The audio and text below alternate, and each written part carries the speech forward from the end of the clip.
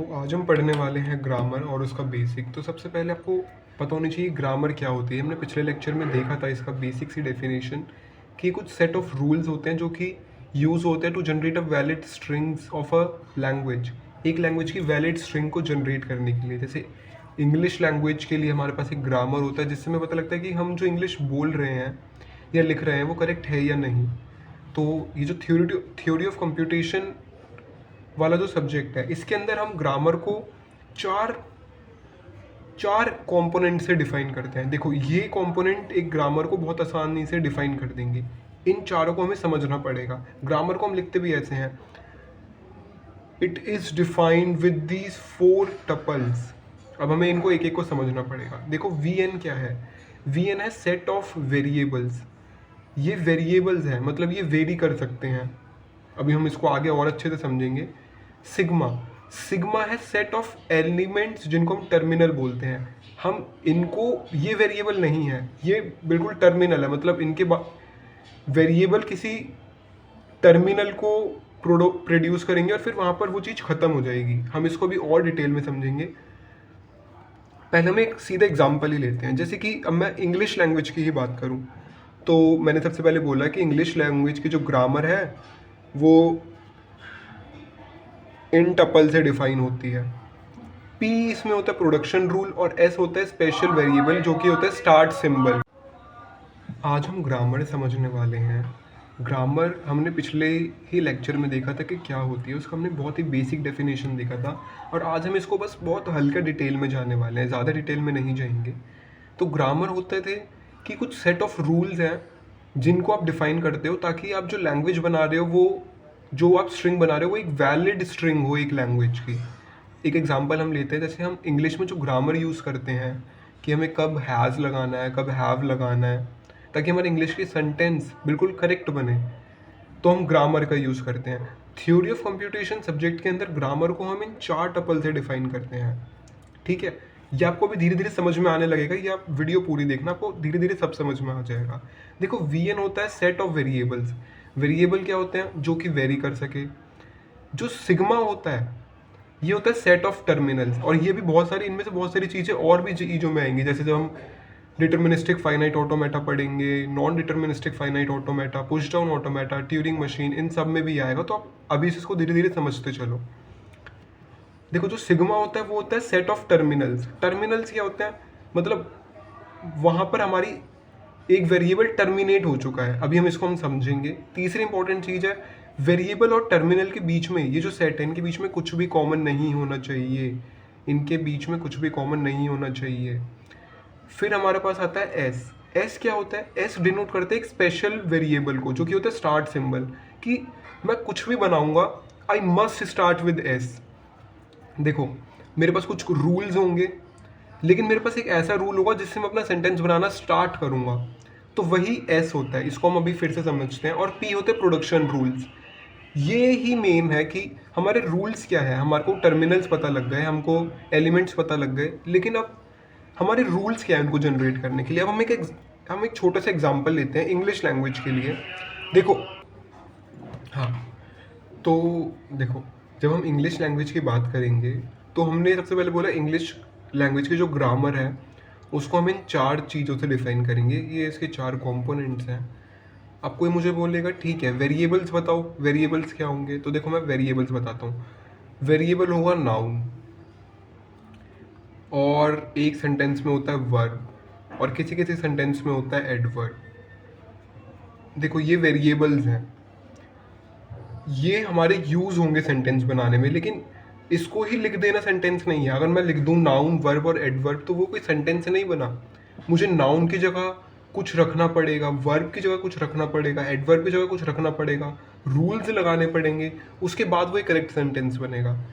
अब देखो टर्मिनल्स। अब टर्मिनल्स क्या है? अब इंग्लिश लैंग्वेज में बहुत सारे नाउन्स है, बहुत सारी वर्ब है, बहुत सारे एडवर्ब है। अब मैं सबको तो लिख नहीं रहा हूँ, तो मैं कुछ एग्जांपल ले लेता हूँ। जैसे कि मैंने लिखा राहुल और रोहन। वर्ब में मैंने लिखा 8,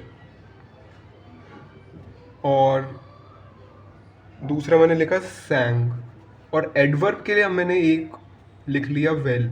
अब देखो ये टर्मिनल्स हैं, ये कोई वेरिएबल नहीं है। अब मैंने अगर कहीं पे राहुल यूज़ करा तो मैं इसकी जगह पे कुछ और यूज़ नहीं कर सकता, मैंने इसको यूज़ कर दिया, वो टर्मिनल है, उसके बाद वो ख़त्म हो चुका है। अब देखो स्टार्ट सिंबल क्या है, एक और चीज़ हमें, हाँ इसमें एक और चीज़ आएगी, ध्यान रखना, इसमें आया सेंटेंस, यही स्टार्ट सिंबल है। देखो मुझे कुछ भी बनाना है लेकिन मुझे कहीं से स्टार्ट तो करना पड़ेगा ना, मैं ये तो नहीं कर सकता कि नाउन गिव्स दिस, हाँ नाउन गिव्स राहुल और नाउन गिव्स रोहन, लेकिन नाउन भी तो कहीं से जनरेट होनी चाहिए, वो हमारा होता है सेंटेंस। ये हमारा स्टार्ट सिंबल है, हमारा प्रोडक्शन इसी से स्टार्ट होगा और फिर हमारे आएंगे कुछ प्रोडक्शन रूल्स। अब देखो प्रोडक्शन रूल्स क्या आएंगे, सबसे पहले तो सेंटेंस का आएगा कि जो सेंटेंस है वो जनरेट करेगा नाउन को, वर्ब को, एडवर्ब को, या फिर सेम सेंटेंस को। देखो दो बार से ज़्यादा प्रोडक्शन हो सकते हैं, हो सकता है हमारे सेंटेंस में बस नाउन और वर्ब हो, एडवर्ब ना हो, दोनों ही करेक्ट है। ये हमारा हो गया। उसके बाद देखो क्या होगा, उसके बाद हमारा नाउन है। नाउन आपको किसको जनरेट कर रहा है, देखो नाउन से आप राहुल जनरेट कर सकते हो या फिर रोहन जनरेट कर सकते हो। वर्ब क्या क्या जनरेट कर सकता है, वर्ब एट जनरेट कर सकता है और सैंग जनरेट कर सकता है, और जो एडवर्ब है, एडवर्ब वेल जनरेट कर सकता है। ये समझ में आया। देखो बहुत सारी चीज़ें हो सकती है, मैंने एक छोटा एग्जांपल लिया है। अब मैं इससे अगर मुझे कोई भी सेंटेंस बनाना है तो सबसे पहले मैं क्या करूँगा, मुझे हमेशा सेंटेंस से स्टार्ट करना पड़ेगा क्योंकि वो मेरा स्टार्ट सिंबल है। जब भी मुझे कुछ स्टार्ट करना है वो मुझे स्टार्ट सिंबल से ही करना पड़ेगा। तो देखो सेंटेंस यूज़ करके मैंने सबसे पहले लिखा कि सेंटेंस गिव्स, मैंने मान लो कि मैंने ऊपर वाला प्रोडक्शन लिख लिया, सेंटेंस ने दिया नाउन, वर्ब और एडवर्ब। इसके बाद देखो क्या होता है, सेंटेंस ने ये दिया, उसके बाद मैंने यूज़ करा कि नाउन राहुल को भी जनरेट कर सकता है और रोहन को भी जनरेट कर सकता है, तो मैंने यहाँ पे रोहन जनरेट कर दिया। वर्ब एट को भी जनरेट कर सकता है और सैंग को भी जनरेट कर सकता है, तो मैंने सैंग ले लिया, और एडवर्ब से मैंने वेल ले लिया।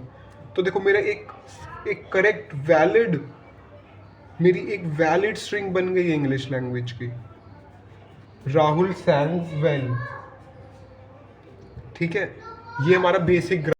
अब हम कुछ ऐसे ग्रामर देखेंगे जो हम सही में इस वाले सब्जेक्ट में डील करने वाले हैं। जैसे देखो मैंने एक एग्जांपल का मैंने एक एग्जांपल ली, तो जो ग्रामर थी वो फिर से कोई भी ग्रामर है डिफाइन तो वो इसी से होगी।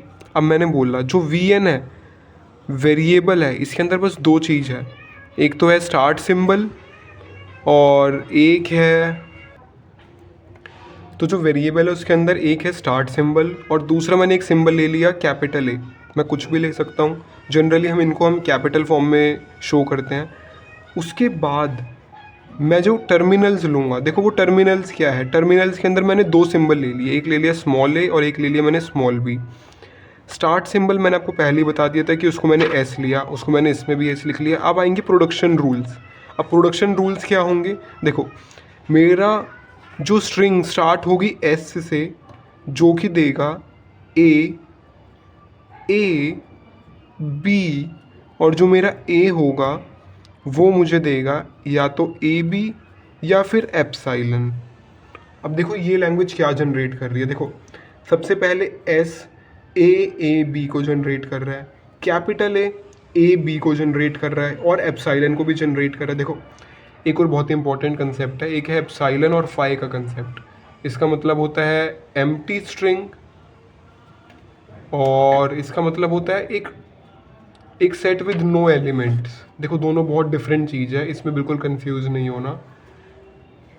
मैंने एक सेट लिखा जिसके अंदर एक एम्प्टी स्ट्रिंग है, इसका मतलब इसमें एक स्ट्रिंग है जिसके अंदर ज़ीरो सिंबल्स है लेकिन एक स्ट्रिंग है, और मैंने दूसरा सेट लिखा जिसके अंदर कोई स्ट्रिंग नहीं है। देखो ये दोनों इक्विवेलेंट बिल्कुल नहीं है। इसका मतलब है उसके अंदर कोई स्ट्रिंग ही नहीं है, और इसका मतलब है कि इसमें स्ट्रिंग तो है लेकिन वो एक एम्प्टी स्ट्रिंग है। तो इसको हमें ध्यान रखना है। और एप्सिलॉन का मतलब भी यही है कि ये स्ट्रिंग है लेकिन इसके अंदर कोई एलिमेंट नहीं है, ये समझना ज़रूरी है। It is a string but इसके अंदर कोई एलिमेंट नहीं है। अब देखो ये क्या जनरेट कर रहा है।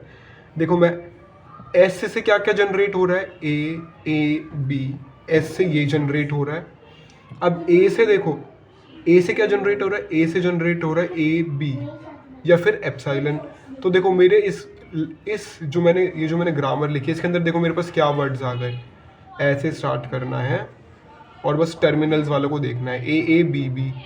और अगर मैं ऐसे स्टार्ट करता ए बी और इसको एप्सिलॉन कर देता तो ये आ जाता ए बी। तो मेरी ये जो लैंग्वेज है, ये जो ग्रामर है, ये जिस चीज़ की लैंग्वेज है, इसके अंदर बस दो वैलिड वर्ड हैं। एक तो है ए बी और एक है ए बी। ये समझ में आया। ये जो मैंने बनाया इसको हम बोलते हैं पार्स ट्री। और इनके जो सबसे लीफ नोड होते हैं उन पे हमेशा टर्मिनल्स आते हैं। और ये देखो इंटरमीडिएट नोड्स था तो मैंने उसको फिर से एक्सपैंड कर दिया ए और बी के अंदर। ऐसे हम इसको जनरेट करते हैं। हम ऐसे ही और जनरेट करेंगे। ये अभी मैंने बहुत ही सिंपल एग्जांपल लिया है। आप खुद सोचो, अगर मैं इसके यहाँ पर एस लगा देता, ए ना लगाकर अगर मैं यहाँ पर एस लगा देता तो मैं यहाँ पर जितनी मर्जी बार ए एस लगा के फिर से ए बी, फिर से एस लगा के फिर से ए बी, मतलब तब मेरी जो लैंग्वेज बन जाती है वो बन जाती है a raise to power n b raise to power n. आप इसके बारे में एक बार सोच के देखना और हम इनको फ्यूचर वीडियोज़ में और कवर करेंगे। तो ये ग्रामर का बहुत ही बेसिक सा कंसेप्ट आपको क्लियर हुआ। देखो ये सब पूछा जाता है जब हमारा फर्स्ट क्लास स्टार्ट होती है तो टीचर सोचते हैं कि ठीक है उन्हें ग्रामर का थोड़ा बहुत पता लग गया, लेकिन नहीं। सबसे पहले हम चोम्स्की क्लासिफिकेशन भी देखेंगे अभी इसकी जस्ट नेक्स्ट वीडियो में। उसके बाद जब हमें पता लगता है कि ग्रामर कैसे डिवाइडेड है, उसके बाद हम उनकी मशीन्स पढ़ना स्टार्ट करेंगे, ऑटोमेटा, ताकि हमें पता लगे कि हम कौन सा ऑटोमेटा किसके लिए पढ़ रहे हैं। पहले हम ऑटोमेटा पढ़ लेते हैं, उसके बाद में पता लगता है ओ इसमें ये वाला ऑटोमेटा यूज़ नहीं हो सकता, इसमें ये वाला ऑटोमेटा यूज़ हो सकता है। तो ये कन्फ्यूजन करता है। इस वजह से सबसे पहले हम चोम्स्की क्लासिफिकेशन ऑफ ग्रामर पढ़ने वाले हैं। उससे हमें पता लगेगा कि कौन सी ग्रामर के लिए कौन सी मशीन वैलिड रहती है। ठीक है।